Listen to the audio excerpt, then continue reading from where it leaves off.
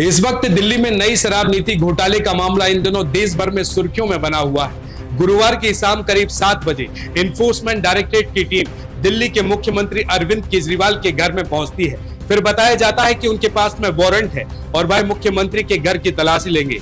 इसके कुछ देर बाद अरविंद केजरीवाल से पूछताछ होती है और फिर कुछ घंटे बाद खबर आती है कि दिल्ली के मुख्यमंत्री अरविंद केजरीवाल को गिरफ्तार कर लिया गया है। अब इस कथित शराब घोटाले में आम आदमी पार्टी के तीसरे सबसे बड़े नेता की गिरफ्तारी हो चुकी है। इससे पहले दिल्ली के पूर्व deputy chief minister Manish Sisodia और राज्यसभा सांसद संजय सिंह को पहले ही जेल में बंद किया जा चुका है। इससे पहले कि हम आगे के पहलुओं पर बात करें, सबसे पहले हम जानते हैं कि दिल्ली की नई शराब नीति क्या थी। 17 नवंबर 2021 को दिल्ली सरकार ने राज्य में नई शराब नीति लागू की। इसके तहत राजधानी में 32 जोन बनाए गए और हर जोन में ज्यादा से ज्यादा 27 दुकानें खुलनी थी।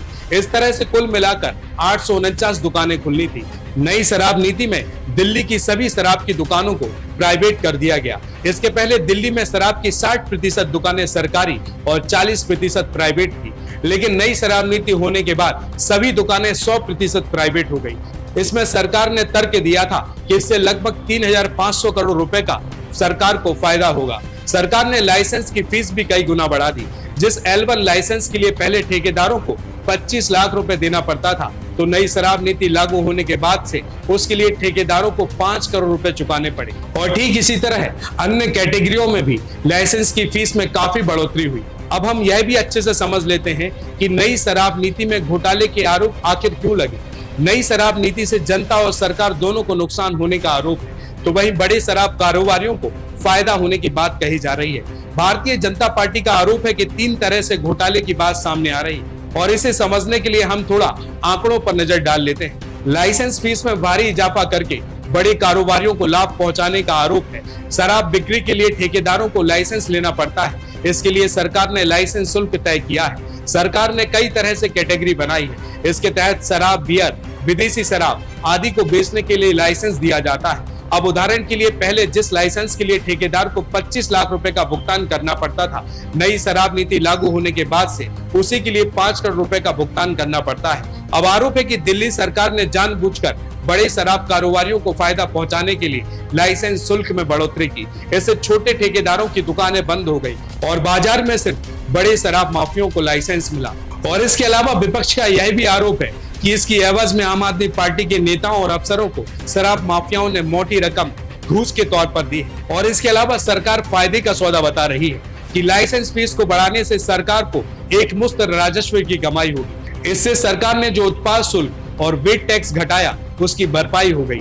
दूसरा आरोप शराब की बिक्री को लेकर है। उदाहरण के लिए मान लीजिए कि पहले अगर 750 ml की एक शराब की बोतल 530 रुपए में मिलती थी, तब इस एक बोतल पर रिटेल कारोबारी को 33 रुपए 35 पैसे का मुनाफा होता था, जबकि 223 रुपए 89 रुपए उत्पाद कर और 106 रुपए बेट के रूप में सरकार को मिलता था। मतलब एक बोतल पर सरकार को 329 रुपए 89 पैसे का फायदा मिलता था। तो वही नई शराब नीति से सरकार के इसी मुनाफे में खेल होने का दावा किया जा रहा है। दावा है कि नई शराब नीति में वही 750 ml वाली शराब की बोतल का दाम 530 रुपए से बढ़कर 560 रुपए हो गया। इसके अलावा रिटेल कारोबारी का मुनाफा भी 33 रुपए 35 रुपए से बढ़कर सीधा 363 रुपए 27 पैसे पर पहुंच गया।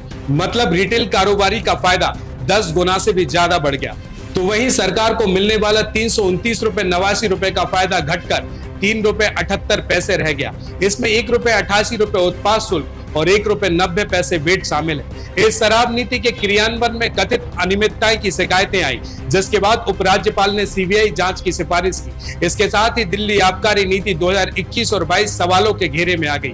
हालांकि नई शराब नीति को बाद में इसे बनाने और इसके क्रियान्वयन में अनियमितताओं के आरोपों को बीच में रद्द कर दिया गया था। सीबीआई ने अगस्त 2022 में इस मामले में 15 आरोपियों के खिलाफ नियमों में कथित उल्लंघन और नई शराब नीति की प्रक्रियागत गड़बड़ी के आरोप में FIR दर्ज की। इसके बाद सीबीआई द्वारा दर्ज मामले के संबंध में एनफोर्समेंट डायरेक्टरेट ने PMLA के तहत मनी लॉन्ड्रिंग के एक मामले की जांच शुरू कर दी और अब ईडी और सीबीआई दिल्ली सरकार की नई शराब नीति के कथित घोटाले की अलग अलग जांच कर रही है। एनफोर्समेंट डायरेक्टरेट नीति को बनाने और लागू करने में धन शोधन के आरोपों की जांच कर रही है, तो वहीं सेंट्रल ब्यूरो ऑफ इन्वेस्टिगेशन की जांच नीति बनाते समय हुई कथित अनियमितताओं पर केंद्रित है।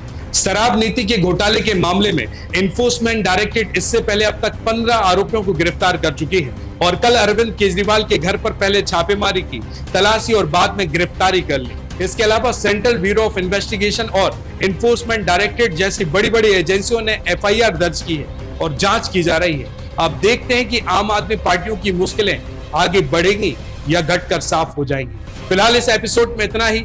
मैं भूपेंद्र सिंह रिपब्लिक सागर मीडिया की ओर से आप सभी से विदा लेता हूं। जय हिंद, जय भारत।